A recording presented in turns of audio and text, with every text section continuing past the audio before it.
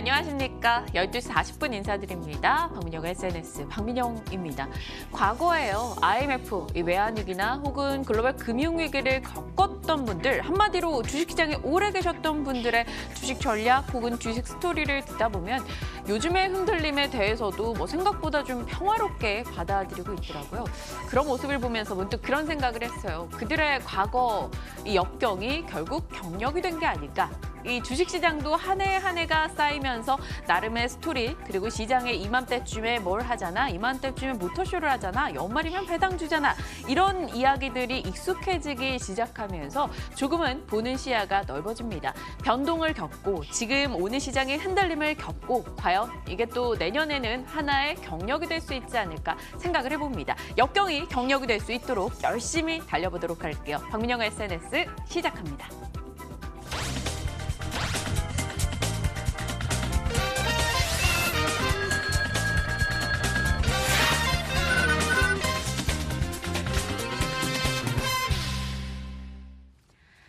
박앵커의 올백 시간입니다. 벌써부터 많은 분들이 채팅창에 글 올려주고 계셔요. 오늘 새롭게 오신 분도 계시고요. 단기수익님 또 인사를 나눠주셨는데요. 활발하게 여러분이 종목에 대한 이야기 채팅창에 나눠주시면서 저도 그 또한 보고 많은 의견들을 공유할 수 있어서 좋습니다.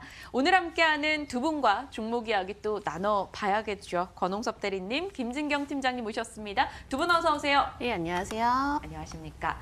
권 대리님 왜 인사 안 해주세요? 안녕하십니까. 아니 그 인사 말고 목소리로 인사 안 해주세요. 좀 감기 기운이 있어가지고요. 아, 그렇죠. 박 차장님도 그러시고 확실히 날이 좀 차가워지면서 많은 분들이 좀 컨디션이 좀 안 좋아지시는 것 같은데 다들 몸 관리 좀 잘 해주십시오. 건강하셔야 합니다. 김진경 팀장님, 저희가 건강하기 위해서 포트도 좀 나와줘야 되는데 오늘 이 종목 얘기 안 하고 갈 수가 없네요. 일단 포트 보면서 이야기 나눠보겠습니다. 대상, GS리테일, 신세계푸드 나름 좀 방어적 측면의 종목들 내수주 담아놨고요. 서울반도체, 인터로조 일단 포트에 있는 상황인데 서울반도체가 결국에는 손절가를 이탈했는데 다시 한번 또 더 아래로 19,000원 아래로 떨어지는 모습이 나타났습니다. 12% 손실이에요. 사실 김진경 팀장님 저랑 하셨던 포트 수익 대결에서 정말 놀라운 수익을 기록하셨었고 그래서 서울반도체를 제가 주셨을 때 득달같이 샀는데 그때 그 타이밍이 조금 안 좋았던 것 같죠, 그죠?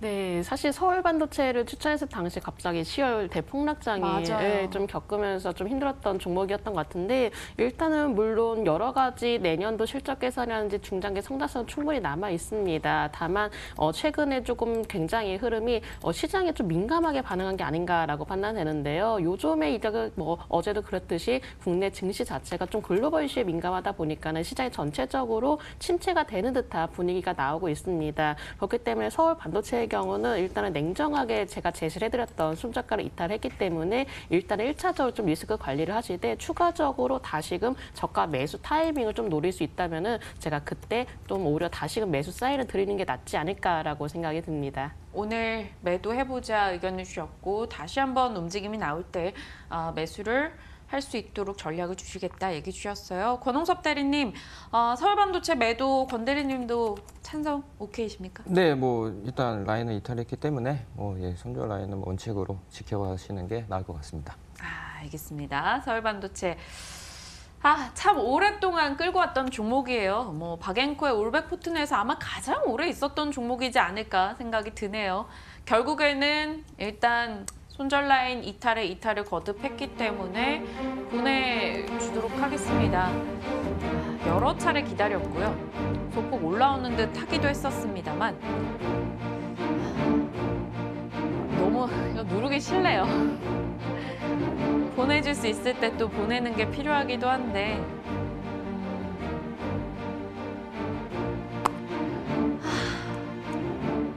네, 일단 매도 버튼을 눌렀습니다. 나가는 건 이렇게 순식간에 나갈까요? 11만 원 포트에서 손실로 제해졌고요. 현재 최대 매수 금액은 250만 원 정도 확보하고 있는 상황이고요. 위탁 순자산 평가가 368만 원. 와, 370만 원 정말 저에게는 보이지 않는 벽이 저를 가로막고 있는 듯한 느낌이 듭니다. 김진경 팀장님, 뭐 다른 종목으로 수익 내서 채우면 되겠지라고 생각을 하는데 사실 시장 분위기가 받쳐주지 않다 보니까 그 또한 조금 자신 없어져요. 채팅창에 또 많은 분들이 수익이 뭔가요? 먹는 건가요? 제 포트도 망했어요. 뭐 이런 걸 많이 올려주시거든요. 이럴 때 어떤 식의 심리 멘탈 관리가 필요한 걸까요? 네, 사실 통상적으로 연말이 다가오면 산타랠리를 기대를 하기 그러니까요. 마련인데 유독 올해따라 좀 굉장히 그 산타랠리를 좀 나타내기가 힘든 것 같습니다. 전체적으로 좀 미국이라든지 유럽 쪽에서 이벤트도 있고 또 이 안에서도 좀 여러 가지 변수들이 나오다 보니까는 일단 국내 증시 자체는 이러한 좀 영향을 받을 수밖에 없는 현실이 되었던 것 같습니다. 지금의 경우는 일단은 조금은 어느 정도는 좀 방어주적인 성격으로도 좀 가져가시는 편이 나으실 것 같고요. 아직까지는 오히려 시장 안에서 좀 종목들을 다시금 면밀히 살펴보면은 오히려 시장 대비해서 민감하게 반응하지 않는 종목들도 대다수 있습니다. 시장에 좀 민감하게 반응하지 않고 오히려 좀 바닥 라인을 계속적으로 좀 다져 나가는 종목들 위주로만 좀 꾸려주셔도 오히려 시장이 좀 변동성이 클 때 그래도 재차 대비를 할 수가 있기 때문에 이 부분을 참고를 해주시기 바라겠고요. 아직까지도 뭐 실적에 대해서 우려감이 또 나오는 있는 업종군들도 있습니다. 대표적으로 최근에 반도체 업종들이 좀 실적에 대해서 우려감이 커지고 있는데 일단 반도체주에 대해서는 어느 정도 투자 심리가 한 차례 좀 위축이 되었기 때문에 오히려 지금 당장 혹시 저가 매수인가 하고 적극적으로 좀 매수에 나서는 것보다는 아직까지는 조금 더 분위기를 지켜보자라는 관점 말씀드려보도록 하겠습니다. 알겠습니다. 많은 분들이 글 올려주시네요. 일단 지난번에 수익 났었을 때 서울반도체 매도했으면 좋았을 걸이라는 글도 있고요. 지금은 올라오는 종목의 길목에 서 있어야 한다라고 이야기 주시기도 하고요. 아쉽습니다. 하지만 또 보냈으니까 그냥 마음 관리하면서 시장에 또 차분하게 대응을 해볼 필요가 있겠죠. 현재 포트에서는 GS 리테일 5%, 인터로조가 한 5% 수익을 내주고 있습니다. 사실 하지만 인터로조를 제외하고 본다면 나머지 세 종목들의 비중은 그렇게 크지 않은 상황이기 때문에 이 또한 조금 정리가 필요한 것 같아요. 비중을 늘리거나 이런 식으로 좀 정리가 필요하지 않나라는 생각이 듭니다. 하나의 과제를 안고 이제 두 분의 종목으로 곧장 가보도록 할게요. 자, 권홍섭 대리님, 김진경 팀장님의 각각 오늘의 종목은 무엇일까요? 딱 한 종목 열어보겠습니다. 권홍섭 대리님은 GS건설, 김진경 팀장님은 OCI. 각 섹터를 대표하는 대형주들 하나씩 가지고 오셨는데요. 궁금해집니다. 권홍섭 대리님, GS건설 포인트 잡아주실까요? 요즘 보니까 일부 건설사들의 주가가 너무 좋았더라고요. 네, 대표적으로 이제 GS건설뿐 아니라 대림산업이나 이제 삼성엔지니어링 이렇게 건설사들에 대한 좀 매출 호조가 계속적으로 나타나고 있는데요. 일단은 이제 GS건설의 경우에는 올해는 어닝 서프라이즈를 냈다 이렇게 보시면 될 것 같습니다. 왜냐하면 이제 주택 쪽에서 이제 하나미사라든지 분양에 대해서 4분기까지 반영이 된다면 올해 한 매출이 그 전년비 대비해서 좀 대폭 증가한 수치가 나오는데요. 일단 올해는 영업이익 기준으로만 하더라도 이제 1조 정도 올해 예상을 하고 있습니다. 전년비 대비해서 거의 한 70% 이상, 거의 70%가 아니라 거의 한 200% 정도 되겠네요. 네. 이제 3천억에서 1조까지 올라갔기 때문에 그런 부분에서 이제 내년도까지도 이제 어닝 서프라이즈에 대한 기대감이 있습니다. 일단 GS건설이 하는 사업이 이제 국내 주택도 있고요. 그리고 이제 해외 쪽 정유 석유화 이런 플랜트 쪽도 하고 있는 상황입니다. 일단 지금 유가가 많이 하락함에도 불구하고 지금 현재 글로벌적으로는 이제 대체 에너지 쪽으로 이제 많이 집중이 되다 보니까 이제 중동 쪽에서도 UAE라든지 사우디 같은 이런 원유 생산 국가들이 이제는 케미칼 쪽으로 이제 눈을 뜨기 시작을 했습니다. 네. 이제 원유 수요에 대한 이제 감소 부분 이런 부분들이 어느 정도 맞물렸기 때문에 일단은 우리가 과거에 이런 원자재 생산국에서 이제 1차적으로 2차 산업인 이제 제조, 케미칼 이런 중화공업 쪽으로 진출하게 되는데 거기에 대한 수요가 내년부터 본격적으로 증가할 예정이라서 GS건설뿐만 아니라 삼성엔지니어링, 대림산업 이런 종목들도 수혜가 받겠지만 그 가운데서도 이제 어닝 실적 기준으로 봤을 때는 GS건설이 탑픽 접종이다 이렇게 보시면 될 것 같습니다. UAE만 하더라도 내년도에 아마 케미칼 공장 증설 로 이제 이어질 것 같은데요. 그렇게 돼버리면 수주 규모가 40억 달러에서 50억 달러, 우리나라 돈으로 한 5조 정도 예상을 하고 있는 상황에서 우리나라 건설사들이 대거 수주를 할 것으로 예상이 되고 있습니다.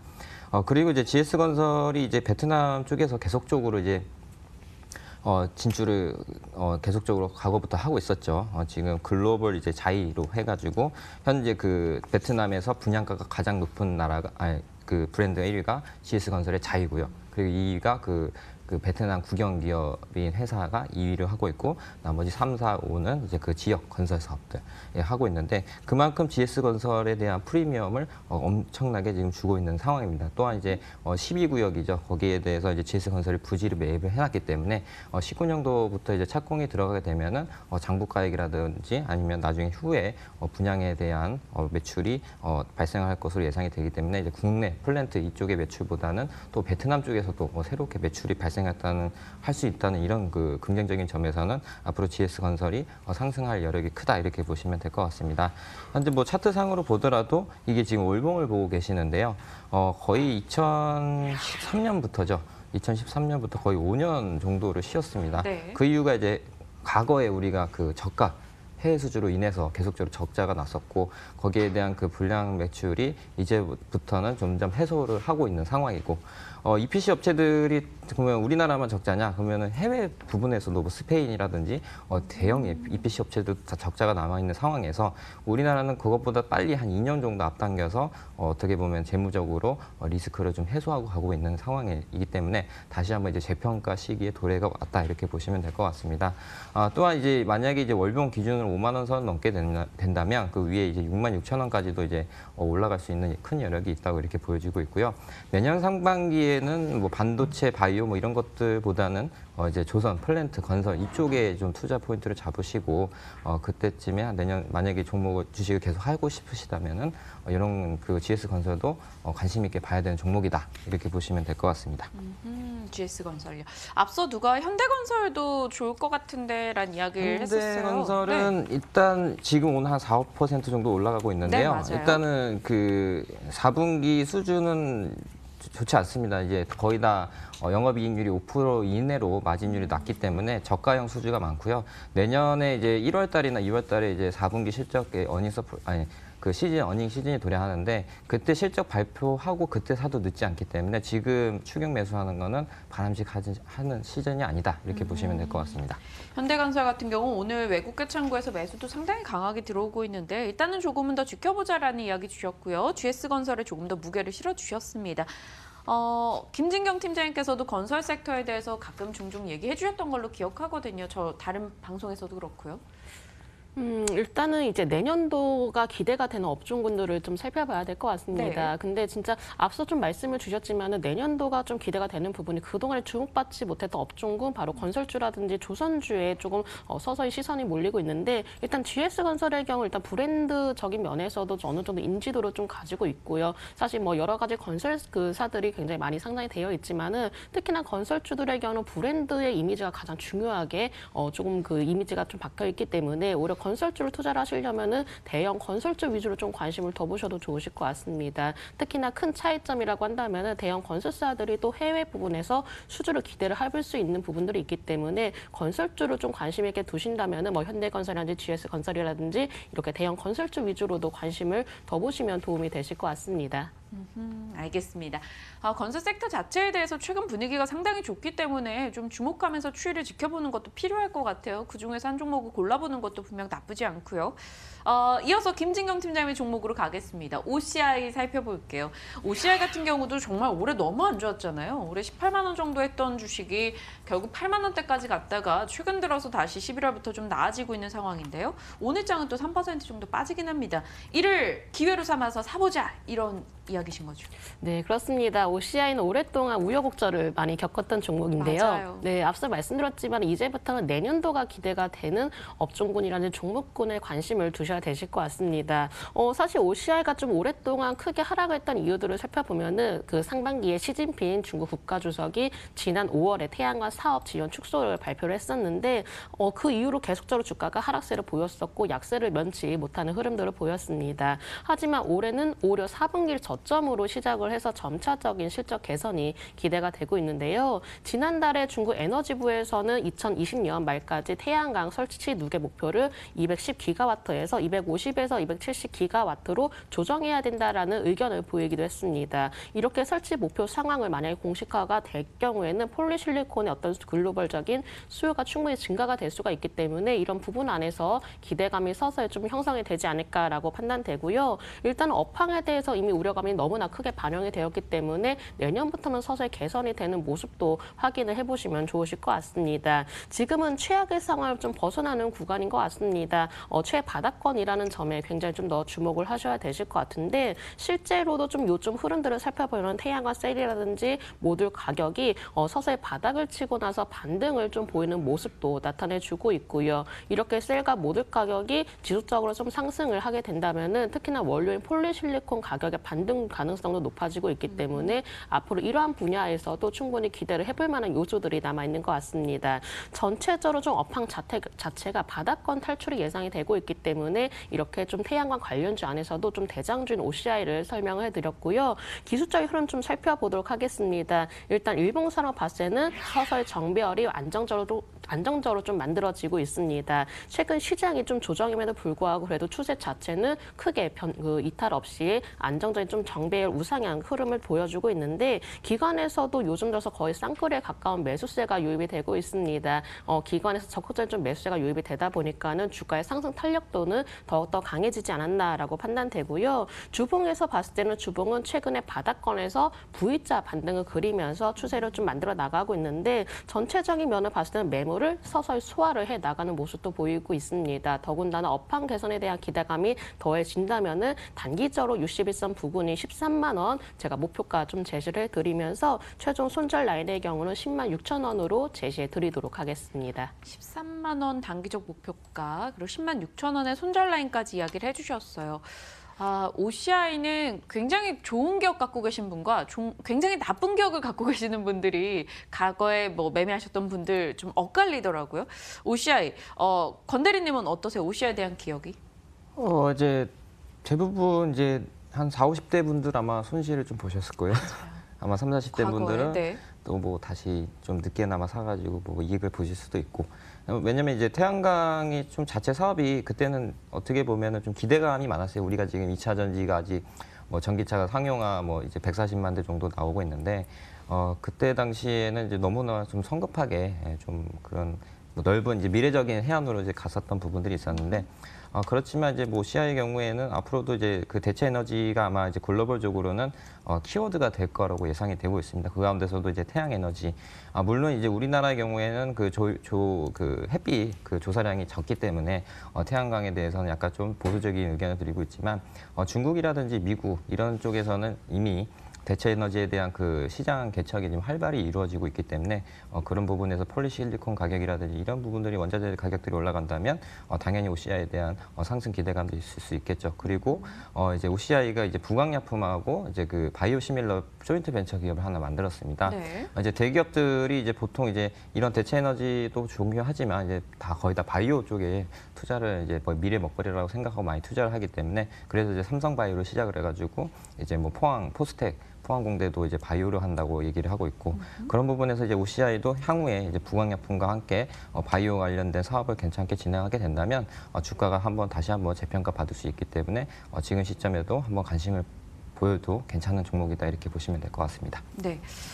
그렇다면 권 대리님이시라면 GS건설과 OCI 중에 뭘 사시겠어요? 저는 개인적으로 네. 이제 그 매매 그 투자 방식을 할 때 일단 그 경기를 먼저 봅니다. 그래서 그 뭐 보텀업이라고 하기도 하고 뭐 탑다운 방법이라고 얘기도 하는데 이제 경기가 내년에는 좀 둔화가 어느 정도 기정사실화가 많이 됐기 때문에 그래서 그 가운데서도 좀 살아남을 섹터가 실적으로 살아남을 섹터가 아마 그 조선 플랜트 건설 이쪽으로 보기 때문에 GS건설이 그나마 좀 가지고 가봐야 되지 않을까 만약에 매매를 한다면 물론 이제 현금화가 더 좋겠지만 그래서 한번 저는 GS건설에 한 번 더 투표를 하겠습니다. 김진경 팀장님, 제가 사실 지금 포트가 조금 애매하긴 하죠. 인터로저 외에는 비중이, 인터로저도 비중이 큰 건 아니고요. 처음에 막 이 방송 시작할 때는 100만 원, 150만 원 이렇게 샀었거든요. 근데 지금은 손이 쪼그라들어가지고 그렇게 못 사겠더라고요. 아, 지금 포트에 OCI나 GS건설 들어가는 게 적정하다 생각하십니까? 현재 포트로만 놓고 봤을 때요. 그들 종목의 매력도를 떠나서. 네, 현재 상황에서 좀 대다수 종목들이 약간 중소형주 위주로 좀 편승이 되어 있기 때문에 오히려 좀 안정적인 면을 좀 고려했을 때는 대형주를 하나 정도 좀 담으셔도 나쁘진 않으실 것 같습니다. 지금 전체적으로 이제 업황군들이 바닥권을 좀 탈출을 하고 있는 건설주 그리고 제가 말씀드렸던 해양관주들을 좀 말씀을 드렸기 때문에 오히려 내년도로 좀 생각을 해본다면은 그래도 이 안에서도 좀 하나 정도는 담고 가셔도 되실 것 같습니다. 알겠습니다. 두 분의 의견을 각각 담아봤습니다. 근데 고민스러워요. 오늘 서울반도체 매도하고 났더니 약간 혼이 쏙 빠져가지고 이들 종목에 대해서 막 어떻게 사야 되겠다 막 이런 계획이 좀 들어오지 않는 것 같아서 네, 음악은 나갔고요. 저는 답을 드려야 되는 시간이 찾아왔네요. 수익 나는 건 너무 조금 사서 아쉽다라는 생각이 좀 들기도 하고요. 일단 많이들 예상하셨을 것 같아요. 오늘 장에서는 매수하지 않을게요. 빠른 결정을 내렸습니다. 두 분 다 약간 끄떡끄떡 해주고 계시기도 한데요. 한 종목 보냈으니까 조금 좀 시간을 갖고 생각을 해볼게요. 어제도 좀 주춤했었고요. 홈 빠진 민영 씨를 보고 계십니다. 누가 글 올려주셨는데 오늘 그 얘기 좀 질문 드려볼게요. 배한초 대표님이 삼성바이오 저점 나왔는데 얘기해 주셨기도 하고 또 바이로메드도 오늘 외국인의 매수가 강하게 들어오면서 급등세를 보이기도 하고요. 제약바이오 쪽에서는 바이오건 권 대리님 해주실 얘기 없으세요? 우선적으로 이제 삼성바이오로직스는 저점을 논하기에 상당히 어려운 자리고요. 그리고 이제 삼성물산과 이제 지배구조 관련된 부분도 있고 향후에 이제 이재용 부회장의 3심 재판이 있습니다. 거기에 삼성바이오가 가진금을 맞았기 때문에 거기에 대해서 아마 그런 어떻게 보면은 좀 개심죄로 더 추가를 해야 된다라는 그런 시민연대도 이렇게 말이 나올 거로 예상이 되고 있기 때문에 미래적으로 본다면은 분할적으로 매수를 하는 관점도 괜찮지만 일단은 지금 시점에서는 지금 바닥을 논하기는 어려운 상황이다 이렇게 보시면 될 것 같고요. 바이로메드 같은 경우에는 이제 1월 7일 날 이제 JP 모건 헬스케어 이제 컨퍼런스가 개최가 되는데 네. 우리나라 경우에는 8개 기업이 선정이 됐습니다. 이제 셀트리움, 한미약품 그 가운데서 이제 바이로메드가 선정이 됐는데 바이로메드는 이제 내년도 FDA에서 그 유전자 치료제 관련된 부분에서 어느 정도 이제 두각을 나타낼 수 있는 부분이 있기 때문에 지속적으로 관심 있게 봐야 된다라고 얘기가 나오고 있고요.